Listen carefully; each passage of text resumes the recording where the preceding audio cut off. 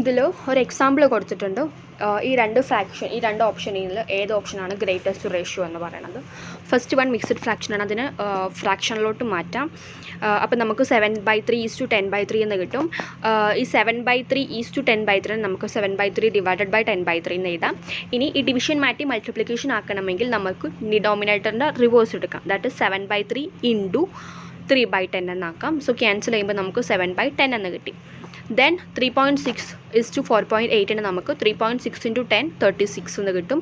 4.8 × 10 48 എന്ന് കിട്ടും. സോ അതിനെ നമ്മൾ കാൽക്കുലേറ്റ് ചെയ്യുമ്പോൾ നമുക്ക് 3/4 എന്ന് കിട്ടും. ഇനി ഗ്രേറ്റസ്റ്റ് ഫ്രാക്ഷൻ റേഷ്യോ ഏതാണെന്ന് കണ്ടുപിടിക്കണമെങ്കിൽ ഡിനോമിനേറ്റർ സെയിം ആയിരിക്കണം. അതിന് നമുക്ക് LCM കണ്ടുപിടിക്കാം. LCM കണ്ടുപിടിക്കുമ്പോൾ 7/10 14/20 എന്നും 3/4 നമുക്ക് 15/20 എന്ന് കിട്ടും. So 14 is less than 15. So our greatest ratio is 3.6 is to 4.8.